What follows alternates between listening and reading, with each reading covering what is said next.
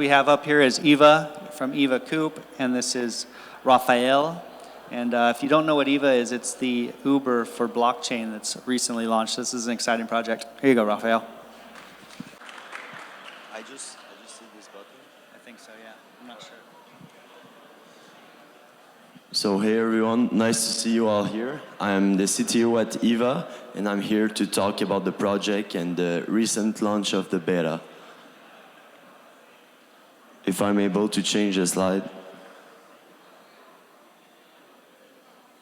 All right, so the problem we're seeing right now is the newcomer Uber or Lyft in the ride-sharing market or the human transport industry isn't liked by the local government or the city jurisdiction because it's pushing the boundaries in terms of laws and is delocalizing the economy. So basically an industry that used to be local, we're talking the taxi industry, is now being replaced by ride sharing, and this is mainly an aggregation in those markets. So for example, Uber takes 25% of each rides back in Canada where I come from, and this cut is going directly in the Netherlands in their headquarters.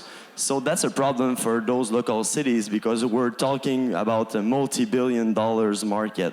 We're talking about the human transport industry within a city or a urban area.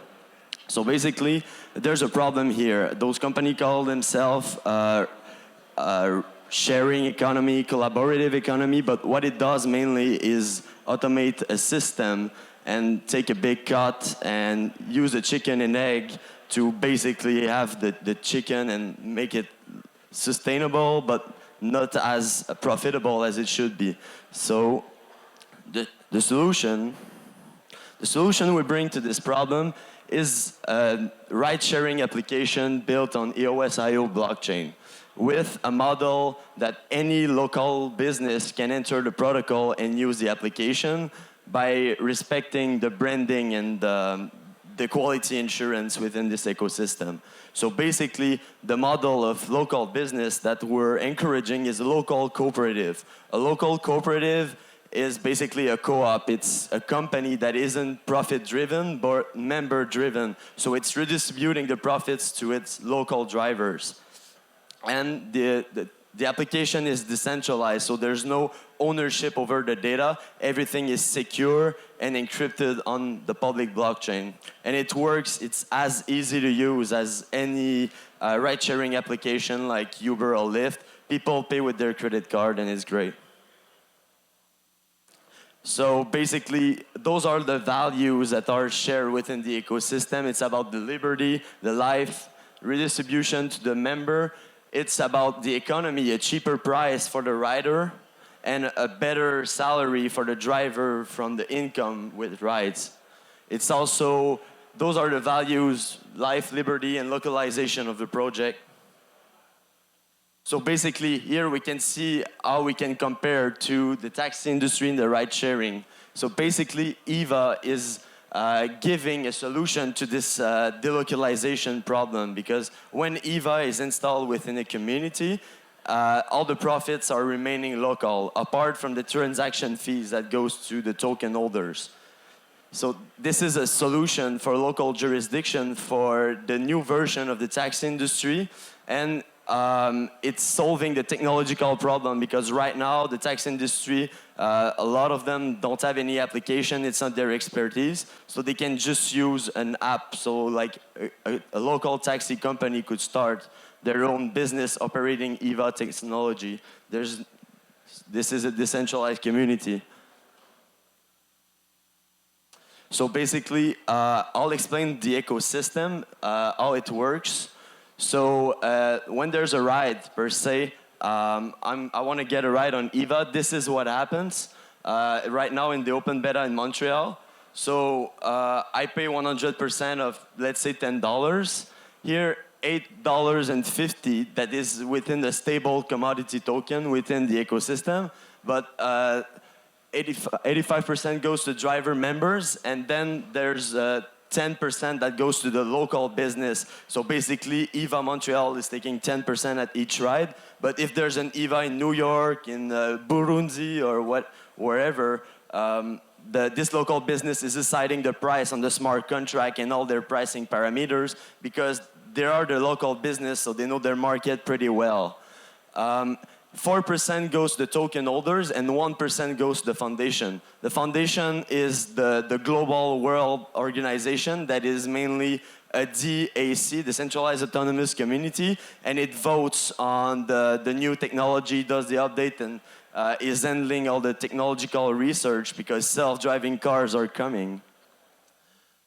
And the ecosystem treasury is basically a reward token, and all the profits from rides are redistributed to token holders as dividends. So yeah, we've been working on that since basically the launch of EOS. We've been here since Down 2.0.